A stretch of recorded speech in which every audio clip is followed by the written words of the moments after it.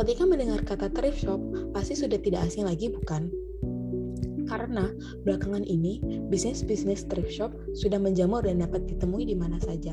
Dan tentunya memiliki banyak penggemar karena membeli pakaian bekas akan mendapatkan pakaian dengan harga yang relatif lebih murah. Pakaian bekas ini tentunya berbeda dengan pakaian reject atau cacat dan pakaian sisa karena tidak laku. Namun, dengan semakin banyaknya bisnis thrift shop yang didapatkan secara impor ini, apakah boleh melakukan impor pakaian bekas berdasarkan pada peraturan perundang-undangan di Indonesia? Sebelum melanjutkannya, saya akan memperkenalkan diri terlebih dahulu. Saya Lutfianti dengan NIM 19071010320.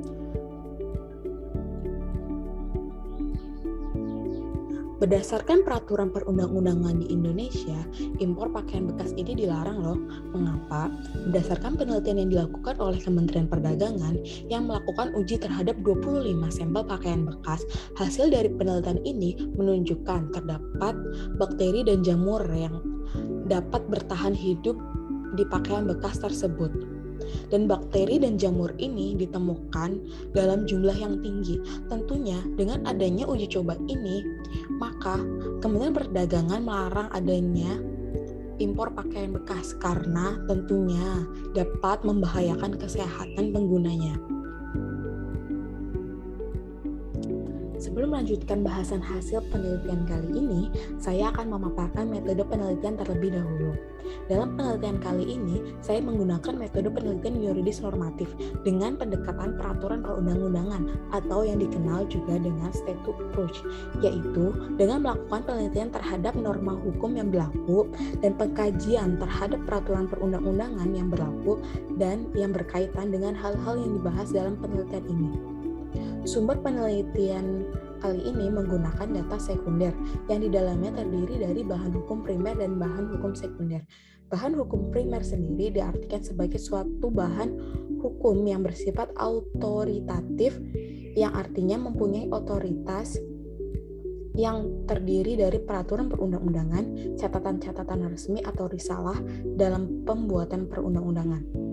Dan bahan hukum sekunder adalah berupa semua publikasi tentang hukum yang merupakan bukan dokumen-dokumen resmi, di mana dalam penelitian ini akan menggunakan bahan hukum sekunder yang didapatkan dari karya-karya ahli hukum yang dituangkan dalam bentuk buku, jurnal, artikel, maupun makalah dari bidang hukum. Penggunaan data sekunder ini diharapkan mampu mengkaji lebih dalam terhadap penyelesaian perkara perbuatan melawan hukum.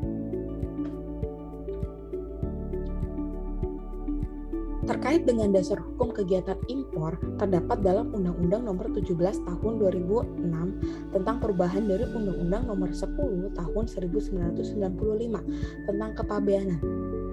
Segala aturan mengenai kepabeanan, baik kegiatan ekspor maupun impor, diatur dalam undang-undang tersebut. Khusus pada kegiatan impor diatur pula tata aturan barang yang dapat diimpor masuk ke Indonesia.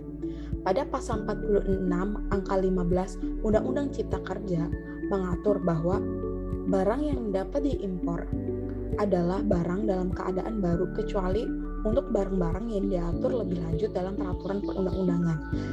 Selain itu juga mengenai hal ini diatur dalam Peraturan Menteri Perdagangan Nomor 12 Tahun 2020 tentang barang dilarang impor.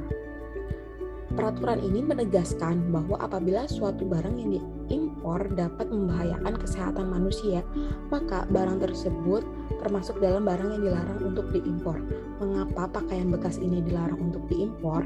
Karena berdasarkan pada penelitian yang sebelumnya telah dibahas, bahwa pada pakaian bekas ini terdapat banyak bakteri dan jamur, di mana bakteri dan jamur ini dapat membahayakan kesehatan pemakainya. Namun, ketika Kementerian Perdagangan melarang keras adanya impor pakaian bekas, lain halnya dengan Kementerian Keuangan melalui Peraturan Menteri Keuangan Nomor 6 PMK 010/2017 yang di dalamnya memberikan tarif atau bea masuk terhadap pakaian bekas, sehingga kedua aturan tersebut saling bertentangan.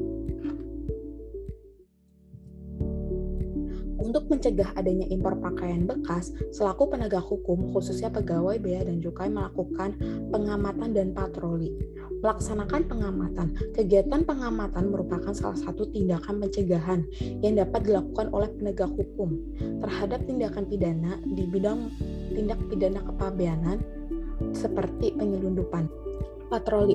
Melakukan patroli merupakan salah satu upaya yang efektif dalam mencegah terjadinya tindak pidana penyelundupan pakaian bekas, yang mana pegawai bea dan cukai langsung terjun ke laut melakukan patroli menggunakan kapal patroli.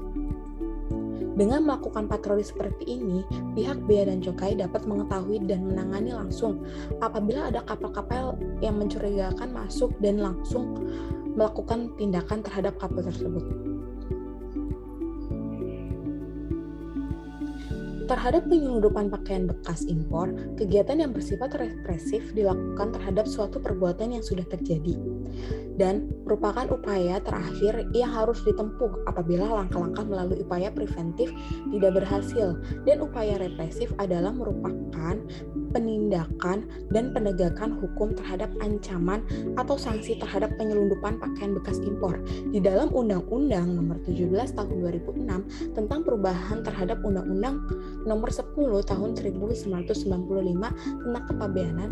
PPNS, Bea dan Cukai diberikan kewenangan khusus untuk menyidik baik tindak pidana maupun pelanggaran kepabeanan termasuk tindak pidana penyelundupan. Para penegak hukum ini dapat melakukan penangkapan dan penyitaan terhadap pelaku penyelundupan impor pakaian bekas. Hal ini berdasarkan pada peraturan yang berlaku. Sanksi terhadap penyelundupan barang impor, pemerintah pusat dan daerah mempunyai wewenang melakukan pengawasan dan penindakan terhadap perdagangan barang impor tersebut. Kewenangan ini mencakup melakukan pelarangan mengedarkan untuk sementara waktu dan atau perintah untuk menarik barang dari distribusi atau menghentikan kegiatan jasa yang diperdagangkan yang tidak sesuai dengan ketentuan peraturan perundang-undangan di bidang perdagangan dan atau pencabutan perizinan berusaha. Selain itu, dalam melaksanakan pengawasan, pemerintah pusat menunjuk petugas pengawas di bidang perdagangan.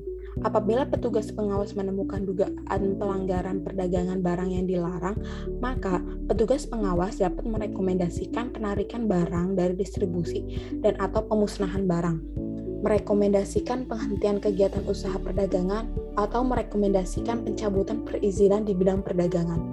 Selain itu juga, berdasarkan pada Undang-Undang Nomor 17 Tahun 2006 tentang kepabeanan, memberikan sanksi terhadap penyelundupan barang impor dengan memberikan pidana penjara paling singkat 1 tahun dan pidana penjara paling lama 10 tahun dan pidana denda paling sedikit 50 juta rupiah dan paling banyak 5 miliar rupiah. Kesimpulan dari penelitian kali ini, yang pertama adalah impor pakaian bekas merupakan tindakan ilegal. Yang kedua, penegak hukum harus melakukan tindakan preventif agar tidak ada impor pakaian bekas dengan melakukan patroli dan pengamatan dan memberikan sanksi pada pelaku penyelundupan impor pakaian bekas. Yang terakhir adalah peraturan perundang-undangan harus sinkron agar impor pakaian bekas ini dapat teratasi dengan baik. Saran dari saya adalah harus adanya kesinkronan segala peraturan dan harus adanya ketentuan yang tegas mengenai pelarangan impor pakaian bekas, karena dengan banyaknya penjualan pakaian bekas ini dapat mengganggu kesehatan pembeli. Selain harus adanya peraturan yang jelas dan tegas, sebagai pelaku usaha juga harus memperhatikan setiap peraturan yang telah diatur oleh pemerintah, dan juga sebagai pembeli harus lebih cermat dan teredukasi dalam membeli barang agar tidak membahayakan dirinya. Apabila ada peraturan yang jelas dan tegas, maka pemberantasan impor terhadap pakaian bekas dapat dilaksanakan secara maksimal, dan bagi masyarakat Indonesia lebih baik untuk membeli pakaian baru buatan Indonesia, selain lebih baik tentunya lebih murah dibanding dengan pakaian impor. Sekian dari saya, kurang lebihnya mohon maaf. Terima kasih.